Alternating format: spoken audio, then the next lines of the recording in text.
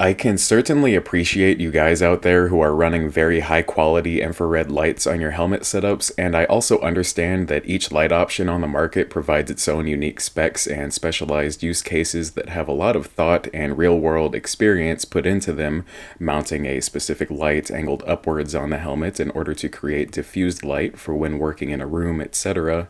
But before diving into the broader world of more customized helmet rigs and the finer world of supplemental artificial illumination, I decided to familiarize myself with what I may describe as the often overlooked onboard IR light, which my, and probably your, PVS-14 includes as a standard feature. With that said, let's conduct some tests, and always remember that sharing this content along with subscribing, giving a thumbs up, and engaging with a comment are all extremely valuable, quick, and free means of supporting this work.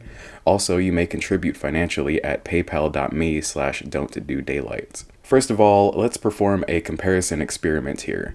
We've seen plenty of times on this channel where I demonstrate how the cheaper digital night vision units always seem to have a fairly bright and noticeable red glow from their onboard IR illuminators when turned on. To a video camera, this becomes exaggerated, but even to the naked eye, these lights are faint yet noticeable at absolute best. This got me thinking, how does the PVS-14 compare in this regard? Well, let's go ahead and test that live. Here we have the PVS-14. I'm about to turn it on, and then I will switch it onto the momentary IR and see if I can, with my naked eye, notice the IR illuminator. I suspect that the camera may be able to, but I have a suspicion as well that I am not going to be able to see this light. Oh, look at that. I actually can. I am somewhat shocked by that. Of course, it picks up on the camera, which it would anyway, even if I could not see it. But surprisingly, I can absolutely see that as a faint red glow. I guess my assumption was that there would be a wavelength that is not visible to the human eye that this light would have used compared to the cheaper units on the market, but apparently that's not true. I can totally see that.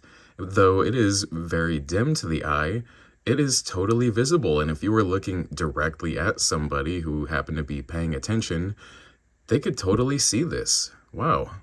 With that having been done, let's now see how the unit handles performing a very important close-up admin task known as petting my dog. This should completely accurately represent treating a wounded friendly and is not at all just another excuse to get my dog in a video. Here he is being a good boy, and I'd say that this test was a resounding success.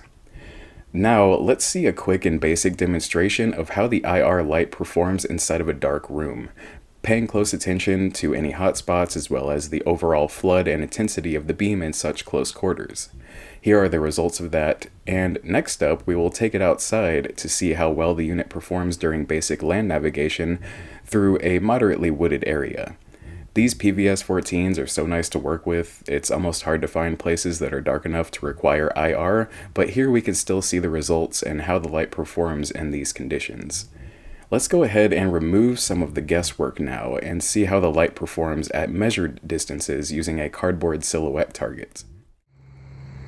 Now activating the illuminator at exactly 5 yards or 15 feet. That is the view that we're getting. That's actually quite impressive if you ask me.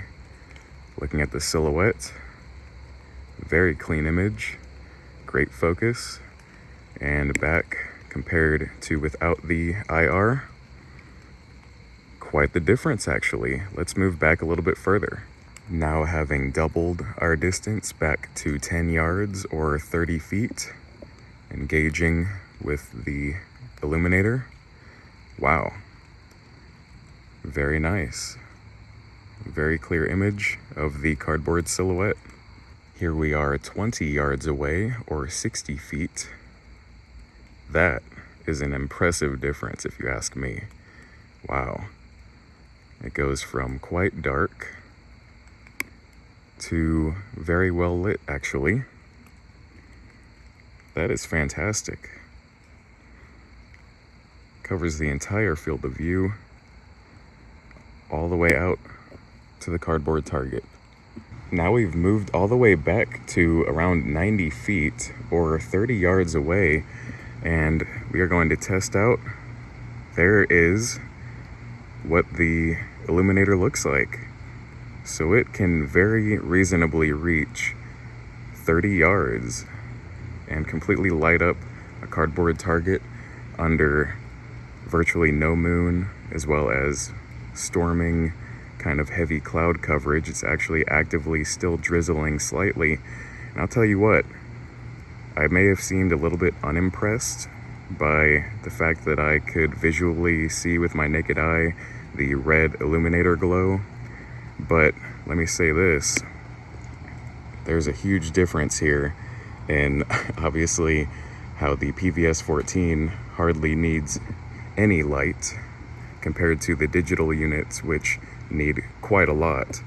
So that light was very dim, a very dim red-pink glow, and this is what you get from that little bit of glow. This is very impressive if you ask me. All the way back at 30 yards. Overall, I'd say that the onboard illuminator can at the very least justify its own weight and existence to someone like me who doesn't yet have a dedicated light. The logistics just make sense as well when considering how many of these units have been issued to military members, and being able to fit this night vision / illuminator combo into a compact and all-in-one package is attractive from a contract perspective. I do understand the desire to upgrade though, but ultimately find myself satisfied in this moment. This is especially true considering how I recognize the value in not having to use a helmet in order to bring an illuminator along. If I'm just filming through my phone for some reason, or even navigating around while wearing something like the Cry nightcap, which obviously favors stealth and mobility over being a super feature-rich design, the compact form of the PVS-14 along with the compact nightcap setup complements each other well. In all honesty, I hardly find myself using the illuminator during my nighttime activities in the first place. That is subject to change though, and if it does, then I'm certainly willing to upgrade.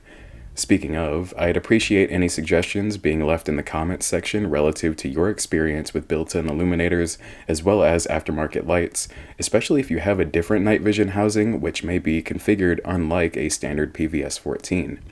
Once again, thank you all for taking the time, and always remember, don't have a good day, have a good night.